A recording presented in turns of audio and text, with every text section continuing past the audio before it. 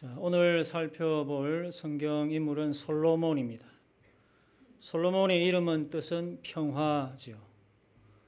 히브리어 샬롬에서 나온 이름입니다. 이 이름대로 솔로몬은 평화의 시대를 열었습니다. 아버지 다윗이 닦아놓은 그 기반 위에서 하나님이 주시는 지혜를 가지고 나라를 안정되고 평화롭게 통치해 나갔습니다. 하지만 이런 밝은 면이 있는 반면에 어두운 면이 있습니다. 밝은 면이 너무 밝기 때문에 이 솔로몬의 어두운 면이 더욱 어둡게 보이는 것 같습니다. 솔로몬의 밝은 면은 우리가 잘 알고 있습니다. 대표적으로 재판 이야기죠. 창녀 두 사람이 한 아들을 놓고 서로 자기 아들이라고 싸울 때 솔로몬이 이를 아주 지혜롭게 잘 재판했습니다. 그 아들을 칼로 반으로 잘라서 한쪽씩 나누어 주라고 말을 했는데, 이렇게 말을 할 때 한 여자가 이렇게 말했습니다. 좋습니다. 그렇게 합시다. 또 다른 여자는 그렇게 하지 마세요. 그 아이를 그냥 저 여자에게 주세요. 이 말을 듣고 솔로몬은 바로 이 두 번째 여자가 진짜 어머니라고 판단하고 그렇게 결론을 내렸습니다. 이 재판은 두고두고 회자될 만큼 아주 지혜로운 재판이었어요. 또 솔로몬의 밝은 면이 어떤 게 있을까요? 기브온 산당에서 일천번제를 드렸던 적이 있어요. 그 밤에 하나님이 나타나셔서 네가 무엇을 원하느냐 했을 때 솔로몬은 부귀를 구하지 않았습니다. 많은 백성들을 잘 다스릴 수 있는 지혜를 달라고 했어요.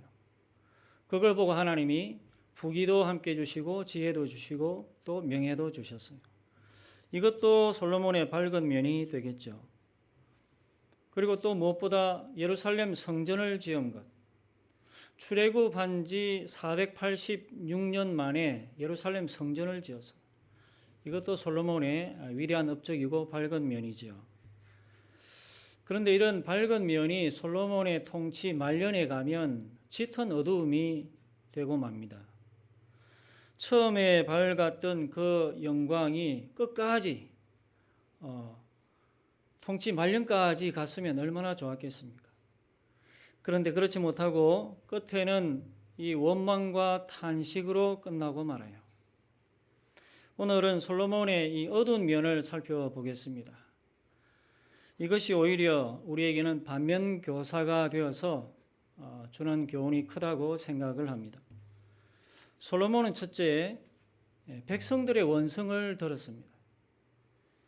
백성들의 원성을 들을 정도였다면 그 왕은 좋은 왕은 아닌 것 같아요. 아무리 큰 업적이 있고 또 아무리 큰 지혜가 있다 할지라도 솔로몬이 백성들의 원성을 샀다. 이걸 보면 그렇게 존경스러운 왕은 되지 못할 것 같아요. 나라에 왕이 왜 있는 겁니까? 하나님이 왜 이스라엘의 지도자를 세우셨을까요? 또 이 나라에 왜 대통령이 있는 걸까요? 그것은 백성들을 섬기라고 있는 거죠. 자기 부귀영화 누리라고 있는 게 아니에요. 그런 부귀영화라면 자기가 돈 많이 벌어서 세계 일주하면서 혼자 누리면 돼요. 그런데 왜 왕이 되어서 그런 걸 누리려고 할까? 그것은 왕에 대한 철학이 없기 때문입니다. 기본적으로 자기가 왜 왕이 되고 또 높은 지도자가 되어야 되는가에 대한 생각이 없기 때문에 그냥 그 자리에 올라서 권세를 누리는 거죠. 솔로몬은 공사를 많이 했습니다. 바로 이것이 백성들의 원성을 샀어요. 열왕기상 6장에 보면 공사하는데 역군이 3만 명, 짐꾼이 7만 명, 또 산에서 돌을 캐는 일꾼이 8만 명, 그리고 감독관이 3,300명, 총 18만 3,300명. 남자들만 그래요. 밥하고 빨래하고 또 잔심부름까지 하는 여자들까지 다 합치면 거의 20만 명은 동원됐을 것 같아요. 이 많은 사람들을 솔로몬은 7년 동안 동원해서 예루살렘 성전을 지었습니다. 물론 예루살렘 성전 하니까 이것은 하나님의 뜻이었기 때문에 피할 수 없는 거라 그렇게 볼 수도 있습니다. 그런데 여기에다가 자기 왕궁을 짓는데 또 13년을 보내요. 그래서 총 20년이죠. 두 큰 공사를 해내는데 20년이 걸리는 거예요. 솔로몬이 왕으로서 몇 년을 다스렸는지 아십니까? 40년을 다스렸어요. 40년의 반을 큰 공사 2개 한다고 다 보낸 거예요. 물론 공사만 한 건 아니겠죠.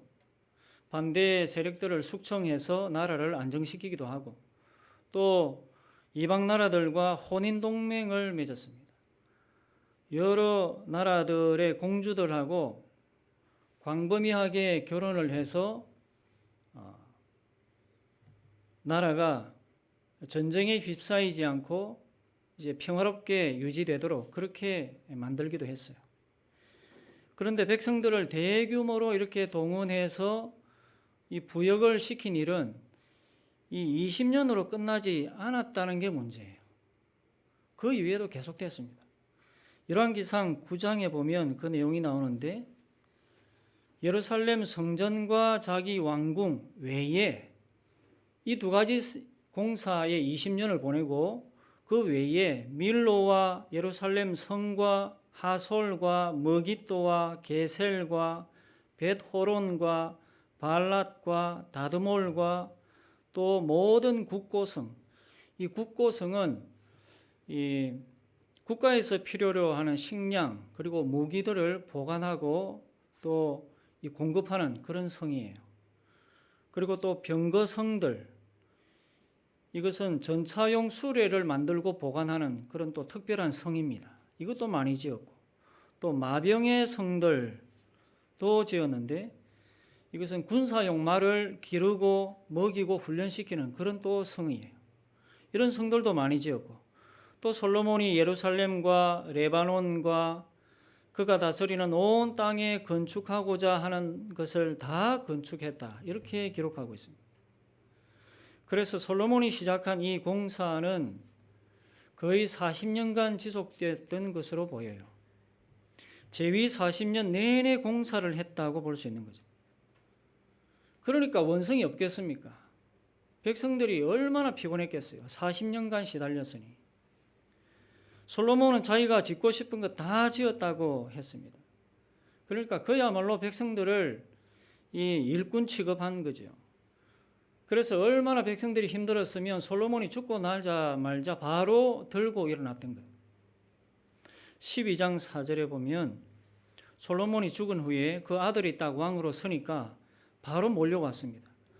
12장 4절에 왕의 아버지가 우리의 멍에를 무겁게 하였으나 왕은 이제 왕의 아버지가 우리에게 시킨 고역이라 그럽니다. 또 매운 무거운 멍에를 가볍게 하소서. 40년간 시달려 놓으니까 이런 원성을 쏟아 놓는 거예요. 백성들이 몰려와서 이런 원성을 쏟아낼 정도였으니 솔로몬은 지혜롭지 못한 왕이었다는 생각이 들어요. 하나님이 지혜를 주셨지만 솔로몬은 그 지혜를 잘못 사용했습니다. 그래서 결국 아들 대에서 나라가 둘로 갈라지게 된 것이죠. 그렇기 때문에 이것이 첫 번째 솔로몬의 어두운 면이에요. 백성들의 원성을 샀다는 것. 두 번째는 이 솔로몬이 하나님의 원성까지 삽니다. 첫째는 백성들의 원성을 들었고 두 번째는 하나님의 원성까지 들어요. 하나님의 원성이라 이 표현이 조금 이상하긴 한데 이 말은 이 솔로몬을 대하는 하나님의 마음이 불편하고 또 분노하고 진노한다 하는 그런 표현이죠. 이 솔로몬에 대한 하나님의 원성, 하나님의 이 진노는 결혼 문제부터 시작합니다. 솔로몬은 국제 결혼을 많이 했어요. 주위에 있는 여러 나라들과 혼인 동맹을 맺었습니다. 그래서 서로 이 침략을 못하게 되는 거죠. 사돈 나라가 되니까. 그래서 전쟁이 일어나지 않게 됐던 거예요. 이런 식으로 평화를 만들어 나갔습니다. 이것도 생각하면 지혜라면 지혜할 수도 있죠. 하나님은 그런데 이런 지혜를 말씀하시지 않았다는 거예요. 이런 지혜를 가지고 이런 평화 만들어내라고 하나님이 지시하신 적이 없다는 것. 그래서 이런 지혜는 인간적인 지혜, 또 인간적인 평화에 불과했다는 거예요. 하나님은 이스라엘에게 분명히 이렇게 말씀하셨어요. 오늘 본문 11장 2절에 너희는 그들과 서로 통혼하지 말며 그들도 너희와 서로 통혼하게 하지 말라. 그들이 반드시 너희의 마음을 돌려 그들의 신들을 따르게 하리라. 이렇게 말씀하셨지만 솔로몬은 뜻을 굽히지 않았습니다. 이방 여자들을 사랑했고 또 결혼했어요. 정실 부인이 있죠. 솔로몬의 정실 부인. 정실 부인은 애굽의 바로 왕의 공주입니다. 그 한 사람이 정실 부인이고 그 다음에 후궁이 700명 그리고 첩이 300명. 이름이나 다 알았을까 참 궁금해요. 이 여인들은 서로 자기가 가지고 온 자기 나라의 신들을 섬기게 해달라고 산당을 지어달라 솔로몬에게 요구했어요. 솔로몬은 다 들어줬습니다. 산당 다 지어줬어요. 거기에서 분향하고 제사하도록 해줬어요. 그래서 이 예루살렘 주변에는 이방 신들의 산당들로 넘쳐났습니다. 이런 솔로몬의 모습을 보고 하나님이 2번이나 나타나셨어요. 그리고 이렇게 말씀하셨습니다. 다른 신을 따르지 말라. 다른 신을 따르지 말라. 이런 말씀을 2번이나 하셨는데 결국 솔로몬은 하나님의 말씀을 듣지 않았습니다. 이방 여자들의 말을 듣고 그 여인들의 품속에서 결국 헤어나오지를 못했어요. 하나님은 이런 솔로몬에게 진노하시고 아들대에 가서 나라가 결국 둘로 나누어지게 되는 그런 징벌을 내리셨던 거죠. 여러분, 지혜의 왕 솔로몬, 이 솔로몬 왕이 처음에는 아주 산뜻하게 또 멋지게 지혜롭게 출발을 했지만 그 인생을 총 결산해 볼 때 2가지 적폐가 발견되는데 그것이 바로 백성들의 원성 또 하나님의 원성이라는 거예요. 우리는 이것을 반면교사로 삼아야 하겠습니다. 우리는 결코 사람의 원성을 들어서는 안 되겠습니다. 사람의 원성을 듣지 않도록 조심해야 합니다. 또 하나님의 원성을 사지 않도록 우리가 조심해야 합니다. 한 해가 저물어가는 이 시점에서 우리 각자가 이 2가지를 한번 돌이켜 봅시다. 부족한 점이 우리 각자에게 있었다면 회개하고 돌이킵시다. 그래서 더 나은 삶을 위해 기도하고 노력합시다. 하나님께서 우리 모두에게 은혜 베풀어 주시기를 기원합니다.